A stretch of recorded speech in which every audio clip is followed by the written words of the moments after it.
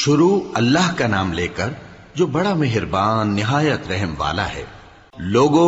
اپنے پروردگار سے ڈرو جس نے تم کو ایک شخص سے پیدا کیا، یعنی اول اس سے اس کا جوڑا بنایا، پھر ان دونوں سے کثرت سے مرد و عورت پیدا کر کے روئے زمین پر پھیلا دیے۔ اور اللہ سے ڈرو جس کے واسطے سے تم ایک دوسرے سے حقوق کا مطالبہ کرتے ہو، اور قطع رحمی سے بچو، کچھ شک نہیں کہ اللہ تمہیں دیکھ رہا ہے۔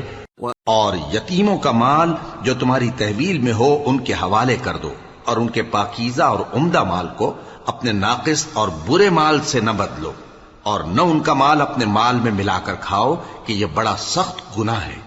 اور اگر تم کو اس بات کا خوف ہو کہ یتیم لڑکیوں کے بارے میں انصاف نہ کر سکو گے تو ان کے سوا جو عورتیں تم کو پسند ہوں، 2 یا 3 یا 4 ان سے نکاح کر لو۔ اور اگر اس بات کا اندیشہ ہو کہ کئی عورتوں سے انصاف نہ کر سکو گے تو ایک ہی عورت سے نکاح کرو یا باندی سے تعلق رکھو جس کے تم مالک ہو، اس طرح تم بے انصافی سے بچ جاؤ گے۔ اور عورتوں کو ان کے مہر خوشی سے دے دیا کرو، ہاں اگر وہ اپنی خوشی سے اس میں سے کچھ تم کو چھوڑ دیں تو اسے مزے سے کھا لو۔ اور کم عقلوں کو ان کا مال جسے اللہ نے تم لوگوں کے لیے سبب معیشت بنایا ہے مت دو، ہاں اس میں سے ان کو کھلاتے اور پہناتے رہو اور ان سے معقول بات کہتے رہو۔ اور یتیموں کو بالغ ہونے تک کام کاج میں مصروف رکھو اور جانچتے رہو، پھر بالغ ہونے پر اگر ان میں عقل کی پختگی دیکھو تو ان کا مال ان کے حوالے کر دو، اور اس خوف سے کہ وہ بڑے ہو جائیں گے، یعنی بڑے ہو کر تم سے اپنا مال واپس لے لیں گے، اس کو فضول خرچی اور جلدی میں نہ اڑا دینا۔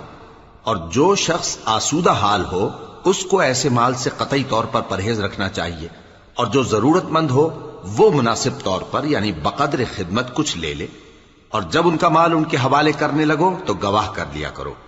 اور حقیقت میں تو اللہ ہی گواہ اور حساب لینے والا کافی ہے۔ جو مال ماں باپ اور رشتہ دار چھوڑ مریں، تھوڑا ہو یا بہت، اس میں مردوں کا بھی حصہ ہے اور عورتوں کا بھی، یہ حصے اللہ کے مقرر کیے ہوئے ہیں۔ اور جب میراث کی تقسیم کے وقت غیر وارث رشتہ دار اور یتیم اور نادار لوگ آ جائیں تو ان کو بھی اس میں سے کچھ دے دو اور ان سے معقول بات کہو۔ اور ایسے لوگوں کو ڈرنا چاہیے جو ایسی حالت میں ہوں کہ اپنے بعد ننھے بچے چھوڑ جائیں اور ان کو ان کی نسبت خوف ہو کہ ہمارے مرنے کے بعد ان بیچاروں کا کیا ہوگا، پس چاہیے کہ یہ لوگ اللہ سے ڈریں اور درست بات کہیں۔ جو لوگ یتیموں کا مال ناجائز طور پر کھاتے ہیں وہ اپنے پیٹ میں آگ بھرتے ہیں اور ضرور دوزخ میں ڈالے جائیں گے۔